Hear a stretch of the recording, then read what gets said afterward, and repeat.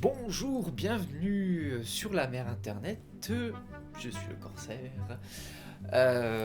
Écoutez, comme vous le savez, petite pub en avant-propos, sur cette chaîne on parle avant tout Titanic et paquebot. Voilà, je pense que ça commence à être acquis pour certains d'entre vous, même s'il n'y a pas encore beaucoup de vidéos qui traitent de ce sujet-là.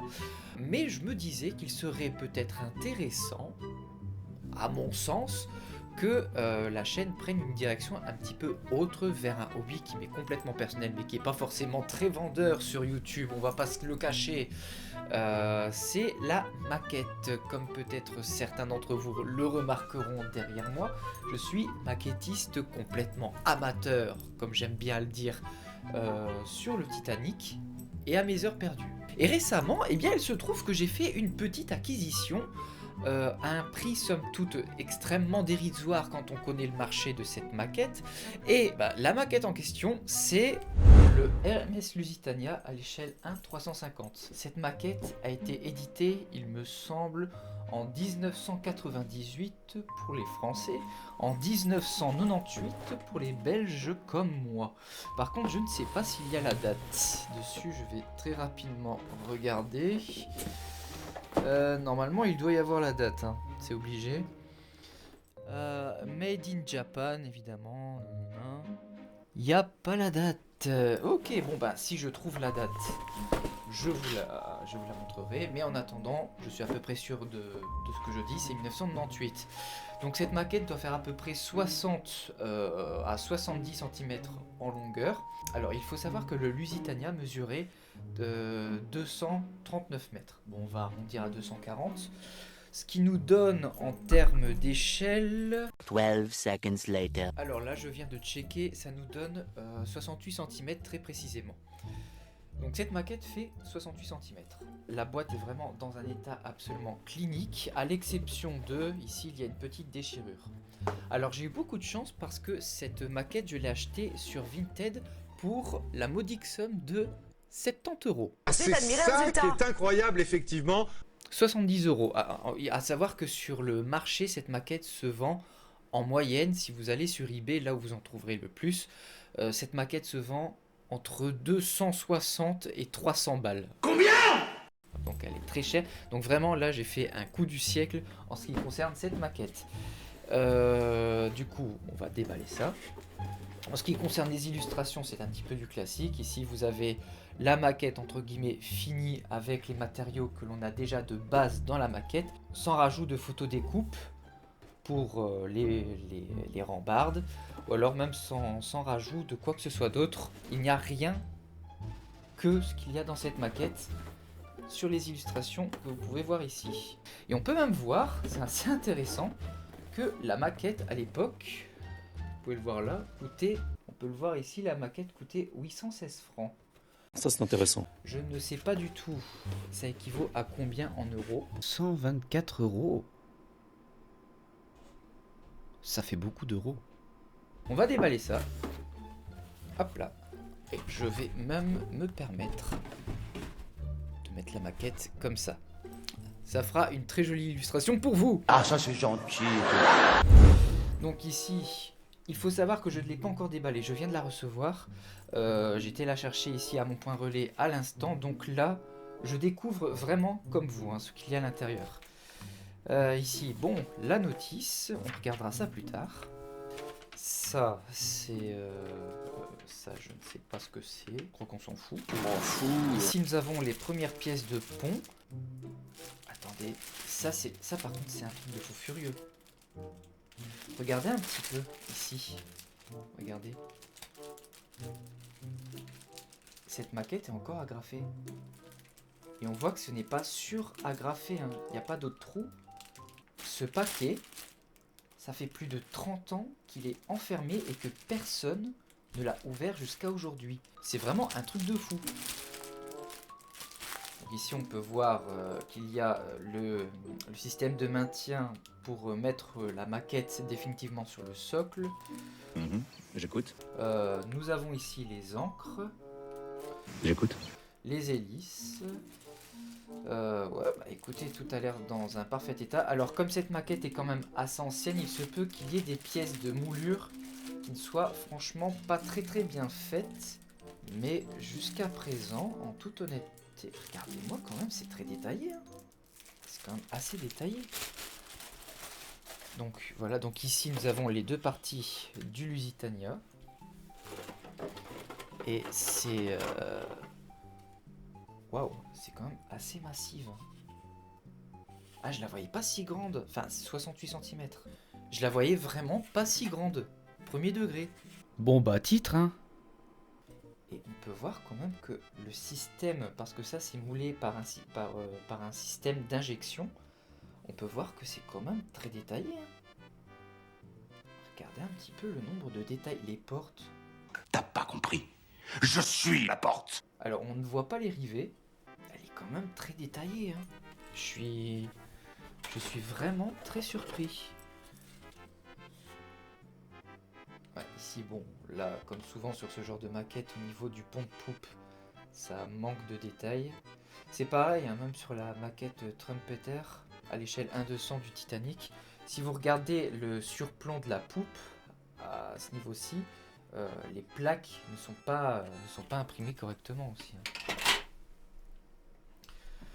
Hein. Ici, qu'est-ce que nous avons d'autre? Nous avons des ponts, nous avons encore des ponts. Voilà, et je vais vérifier quand même. Eh, mais par contre, c'est vraiment un truc de fou furieux. Les plastiques, regardez, les plastiques sont encore en place. Ça fait plus de 30 ans. Je sais pas c'est quoi la date. Je vais vous dire ça plus tard. Mais ça fait au moins 30 ans que ces grappes sont emballées et que personne les a déballées avant aujourd'hui. Je trouve ça fou. Je l'ai payé 70 €. Tu veux une médaille? On va un petit peu défaire ça justement. A few moments later. Hop, un petit peu regarder. On va essayer de ne pas abîmer parce que j'imagine qu'avec le temps, c'est peut-être un petit peu plus fragile. Alors, ne vous inquiétez pas, je vais tout remettre dans le paquet plus tard. Ah, ici nous avons bien évidemment l'avant. Et ici, l'arrière. Donc, qu'il faudra poser comme ceci. Je regarde un petit peu le niveau de détaillage. Regardez, franchement, je sais pas si ça se verra, mais ici, par exemple là, je sais pas si vous le verrez, mais il y a une petite chaîne d'encre qui est imprimée. Là, on le voit très bien. Ça se voit vraiment bien. La qualité des moules est folle, par contre. Enfin, une moule, c'est un muscle, hein. Donc la marque, je ne l'ai pas précisé, c'est Gunze Sangyu. Donc c'est une marque évidemment japonaise. Japonaise. Hop.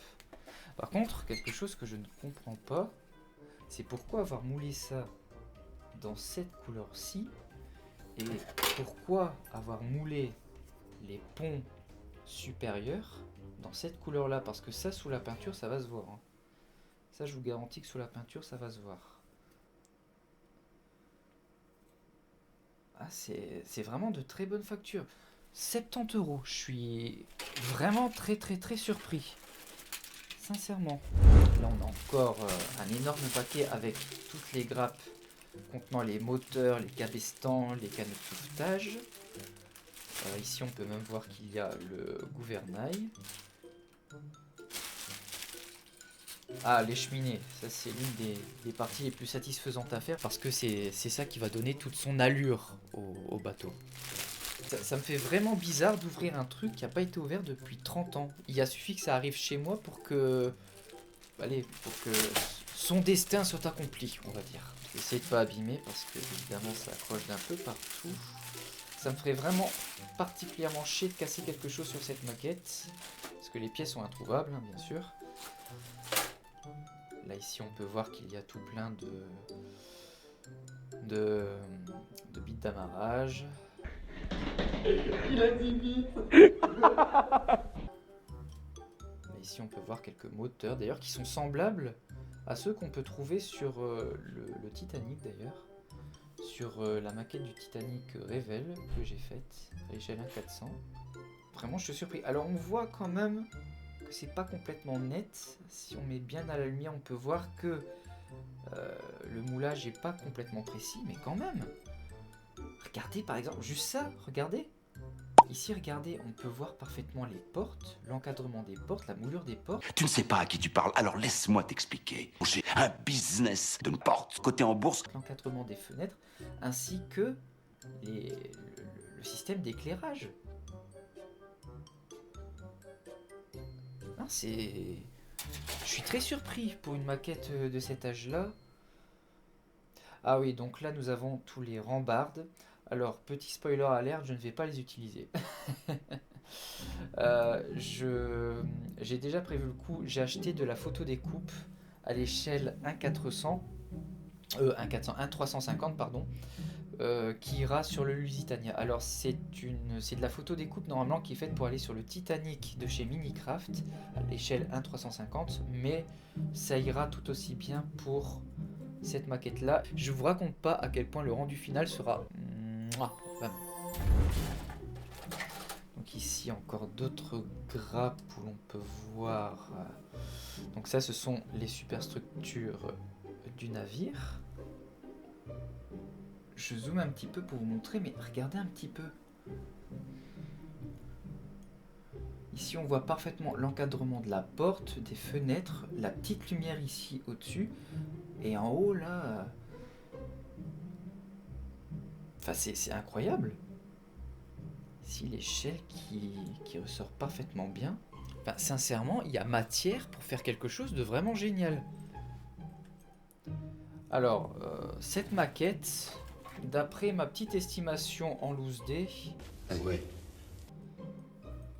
vraiment pour qu'elle soit très bien faite, Oui. je pense que ça va me prendre au bas mot 1 an pour... faire ça à mon aise. C'est ce que je comprends pas. Excusez-moi, je vous permets juste 2 secondes parce que je comprends pas de... Mais franchement, je regrette à aucun moment mon achat. Donc là, les cheminées, et évidemment, il y a toujours ce défaut qu'on retrouve sur toutes les cheminées en grappe comme ça, c'est-à-dire qu'il y a les trous que vous pouvez voir là pour y passer les câbles, les haubans. Ça, c'est un truc qui a le don de me hérisser les poils. Donc ici, on a le système, je pense, d'arbre d'hélice qui est un petit peu moulé. Mais là encore, on ne voit pas très bien les plaques d'acier riveté. C'est léger, c'est imprimé, mais c'est hyper léger, quoi. Faut vraiment avoir l'œil pour le voir. Donc là, il nous reste ça. Donc qu'est-ce que c'est que ça? Ça... Ça c'est intéressant. Ah, attendez. Je crois savoir. Je pense que ça... Donc ça, ce sont les rambardes. Et ça, c'est les poutrelles extérieures. Je vais vous montrer ça. Oui, voilà. Donc regardez le bateau.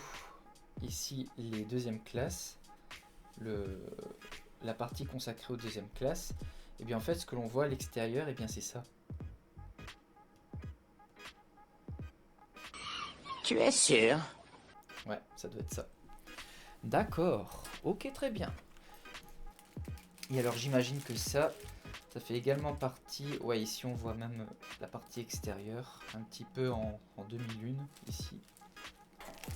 Je vais sortir tout ça et je vais tout remettre en place délicatement pour éviter d'abîmer. Je vais pas laisser ça en mode feuille flottante dans la boîte, ça c'est hors de question parce qu'il y a des trucs qui vont casser, c'est obligé.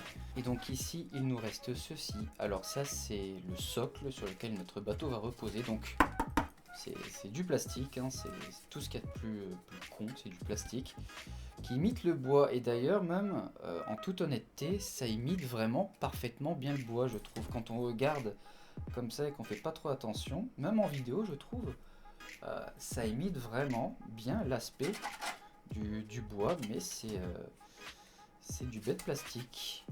Ça d'ailleurs, ça va être très intéressant pour moi parce que ma maquette du Lusitania, je vais la faire complètement rétroéclairée de l'intérieur. Et les câbles, je vais les faire passer dans les supports du bateau, qui sont en couleur dorée qu'on a vu au début. Et tout le système électrique sera dans ce socle. Donc, tout sera ici, à l'intérieur du socle. Et les câbles passeront ici à travers des trous que je ferai. Donc en vrai, ce socle qui est vraiment très beau, pour une imitation bois c'est très bien fait, eh bien fera parfaitement l'affaire pour mon projet d'éclairage du Lusitania. Donc ici, tout bêtement, c'est de la corde, qui est même pas forcément d'hyper bonne qualité, je trouve. Il y a moyen de trouver mieux. Et là ici, alors ça... On rentre sur quelque chose d'un peu dangereux et ce que j'adore c'est que le paquet est là encore une fois fermé. Enfin vraiment, j'ai l'impression d'avoir acheté, je vous le dis, hein, j'ai vraiment le sentiment d'avoir acheté quelque chose de neuf. Même en magasin, cette maquette, à 70 €, je suis persuadé que vous n'allez pas la trouver. Vraiment, vous n'allez pas la trouver pour ce prix-là si elle devait ressortir à l'heure d'aujourd'hui. Alors une maquette qui est aussi ancienne, d'aussi bonne qualité et préservée comme elle l'est là, franchement c'est absolument exceptionnel. Vraiment, je vous le dis, je m'attendais pas à avoir fait un coup comme ça en l'achetant sur Vinted. Merci à l'acheteur d'ailleurs, hein, qui ne se reconnaîtra certainement pas puisque j'imagine qu'il ne regardera pas cette vidéo, mais ce n'est pas grave. Et donc là je disais... Ici, nous avons donc des décalcomanies qui sont franchement dans un état clinique, malgré qu'ils ont passé 30 ans là. Ici, là, nous avons les drapeaux qu'il faudra découper. D'ailleurs, tiens, ça c'est assez étrange. Mais là, regardez, ce drapeau là avec des étoiles, ça c'est le drapeau de la White Star Line. Donc c'est le pavillon de la compagnie concurrente directe de la Cunard. Donc je me demande ce que ça fout là. C'est pas grave, si un jour je fais un autre Titanic, eh bien je sais où je pourrais me servir pour avoir un drapeau. Par contre, ça c'est le drapeau de la Cunard en bas. Ça c'est bel et bien le drapeau de la Cunard. Alors ici nous avons le Blue Ensign, le drapeau français parce que le Lusitania faisait des escales à Cherbourg, le drapeau américain parce qu'il faisait escale en Amérique. Ça c'est le petit pavillon à mettre. Le petit pavillon de pilote à mettre devant le navire. Ça, je ne pense pas que j'utiliserai. Petite chose un peu amusante, mais je viens de remarquer d'ailleurs que le modèle de ce navire est estampillé, comme vous pouvez le voir, le G401. Alors, ça aurait été encore plus, entre guillemets, je veux dire, marrant, si ça aurait été pour le modèle du Titanic à l'échelle 1-350, parce que le numéro 401, c'était le numéro de commande du Titanic au chantier naval Harland & Wolff. Donc je trouve ça un petit peu comique de retrouver ce numéro là sur cette maquette du Lusitania qui était un concurrent direct de l'Olympique et du Titanic. Voilà. Je trouve ça rigolo, voilà. Ouais, c'est marrant. Et les décalcomaniques, franchement, quand on regarde, ils sont vraiment, mais ils sont pas abîmés du tout. Hein. Et donc là, évidemment, une petite chaîne pour... j'imagine les encres. Voilà, bon écoutez, je pense qu'on a fait le tour. La maquette, si vous voulez mon avis global, la maquette est vraiment dans un état absolument magnifique. Je ne m'attendais vraiment pas à recevoir quelque chose d'aussi détaillé. Absolument pas. Et oui, alors petite chose que je dois vous dire, c'est que sur la maquette, ici évidemment nous avons les ponts qui sont apparents. Voilà, et si je le voulais, je pourrais peindre par-dessus une espèce de semblant de latte de bois qui est pré-imprimé dans le plastique, mais seulement je n'ai pas l'intention de faire ça. Non, c'est... Ce que j'ai fait, c'est que j'ai contacté un gars aux États-Unis qui lui fait du bois, enfin des ponts de navires en bois. Voilà. Et je lui ai demandé de me faire une commande spéciale pour le Lusitania avec les spécifications du Lusitania à l'échelle 1-350. Donc là actuellement il est en train de me faire ça, il va m'envoyer ça et donc c'est du vrai bois qu'il faudra installer hop, sur ça. Donc ça va prendre un petit peu de temps avant que je reçoive ça, parce que ça prend du temps à faire. Mais le rendu final, je vous raconte pas comment ça va être magnifique. Ah, vraiment, je vous assure, j'ai super hâte. Franchement, quand je vois cette maquette, franchement, j'ai faim. On va regarder très rapidement la notice, parce que je n'ai encore jamais vu des notices aussi anciennes. Non, vraiment, c'est incroyablement détaillé. Ah, mais c'est vrai, je ne l'ai pas encore ouvert ce paquet, mais bon, on voit bien ce qu'il y a à l'intérieur. Donc ici, on voit bien les hélices. Ça doit être des rambardes pour les escaliers. Ici, là, si on fait bien attention, là, ici, là, on voit que c'est un mât. Voilà. Là, il y a le système de bossoir du Lusitania qui est très archaïque. À l'époque, c'était vraiment un système archaïque. C'était avec un système de bascule, c'est-à-dire que le bossoir, il fallait juste le pousser pour qu'il soit dans le vide. C'était pas avec un système d'engrenage comme il y avait sur la classe olympique. Prenons. On va un petit peu regarder ce que ça raconte au niveau de la notice. Et moi, ce que j'aimerais bien, c'est trouver une date. Alors là, ici, il y a tout l'historique du navire, qui est vraiment très complet d'ailleurs. Donc conçu à partir de 1903, quand la Cunard a reçu des subsides du gouvernement britannique pour la construction de 2 navires rapides pour concurrencer les Allemands. Blablabla, enfin voilà, on connaît un petit peu tous l'histoire du Lusitania. Alors pour ceux qui ne connaîtraient pas bien ce bateau, le Lusitania, c'est un navire construit entre 1903 et 1906, lancé à partir du 7 septembre 1906, qui a commencé son voyage inaugural, il me semble aussi le 7 quelque chose, voilà, 1906, et qui a coulé en faisant pas loin de 1198 victimes le 7 mai 1915. Donc c'est d'ailleurs assez étrange dit comme ça, mais le Lusitania a vraiment quelque chose avec le chiffre 7. Il a été lancé le 7 juin 1906 il me semble, et il a entamé son voyage inaugural le 7 septembre pour couler le 7 mai. Voilà, c'est assez étrange. D'ailleurs, je sais pas si c'est précisé quelque part. Construction à partir de septembre 1904. Le premier à 4 pales, turbine. Donc voilà, lancé le 7 juin 1906 avec 790 pieds de long, donc 340 mètres pour 21 mètres de large. 7 septembre, voilà. Il n'y a pas 7 septembre 1907. Ah, c'est en 1907 le Lusitania. Ah, j'étais persuadé que c'était en 1906, tiens. Écoulé à partir du 7 mai. Donc c'est assez étrange, mais le Lusitania a vraiment ce petit truc avec le chiffre 7. Bon, voilà donc. Ah d'accord, ok, ça se présente comme ça. Ça se présente comme ça, d'accord. Donc là ici on a tous les grappes pour vérifier qu'il ne manque rien. D'accord, les étapes à suivre.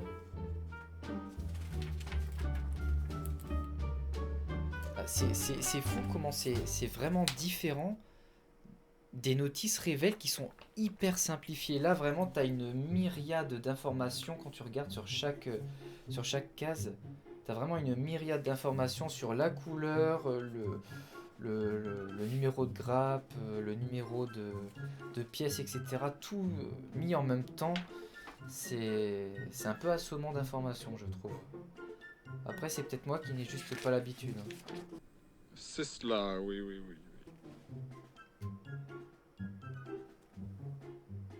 Regardez, ouais, par exemple, regardez cette page. Vous avez vu ça? Il y a beaucoup trop d'informations sur cette page.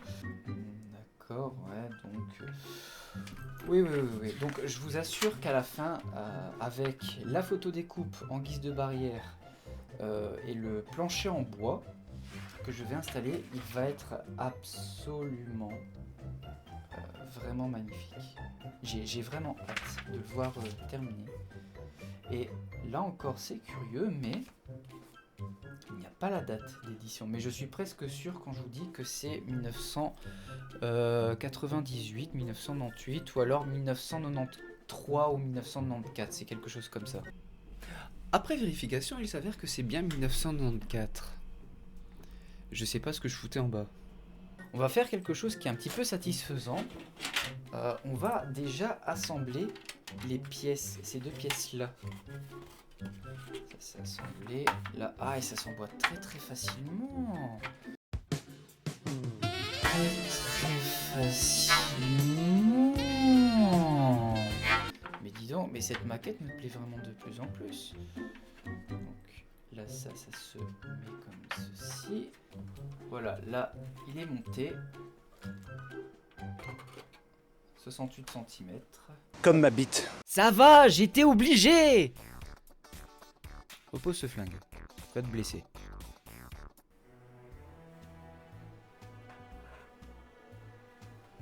Comme ça vous donne un petit peu une idée de ce à quoi ça ressemble. Là, je l'ai très mal mis.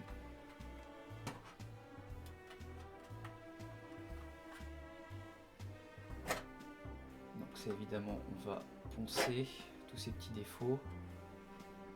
Elle est vraiment, je vous assure, magnifique. Ah, même là, je sais pas si ça se verra, mais attendez. Pas si ça se verra, mais même la courbure de la coque dans ce sens-ci, elle est exacte. D'ailleurs, je vois que là, il y a de la matière que je vais devoir gratter parce que il y a des rambardes ici et là, mais ça va être remplacé par de la photo découpe. Alors maintenant, je me tâtonne. Est-ce que je le représente tel qu'il était lors de son voyage inaugural, ou est-ce que je le représente tel qu'il était lors de ses essais en mer? Parce que c'est deux manières différentes. Ici, prenons cette partie-là. Lors de ses essais en mer, toute cette partie-ci était peinte en blanche et toute cette partie-ci était noire.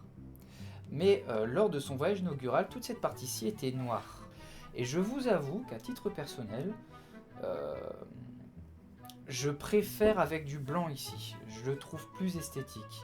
Alors je ne vais pas le représenter avec ce cheminée noir et sa coque noire, parce que en toute honnêteté, je trouve vraiment, mais vraiment pas beau comme ça, vraiment. Donc avec ses cheminées noires, c'est lors de la guerre, hein. C'est lors de son naufrage, il avait ses cheminées qui étaient peintes en noir. Je ne le trouve vraiment pas beau, mais ça, c'est juste mon ressenti. Donc je ne sais pas exactement ce que je vais faire. Si vous avez une préférence, dites-le moi en commentaire, en vrai, ça me ferait plaisir. Et je pense que l'on va pouvoir conclure ici. Vraiment, si vous avez l'occasion, si vous avez le budget, que vous adorez faire de la maquette et que vous voulez vraiment faire quelque chose de très bonne facture, cette maquette est faite pour vous. Au premier abord, elle ne vous décevra pas. Et en plus de ça, il y a vraiment, on a de la chance, on est en 2026, il y a vraiment moyen de l'améliorer avec des kits de photos découpe et puis même de pontage en bois. Je suis vraiment hyper satisfait de cette maquette. Elle est vraiment plus que correcte, même à notre époque. Bon, on voit qu'il y a quelques problèmes de moule, de moulage, vous avez compris, par-ci par-là.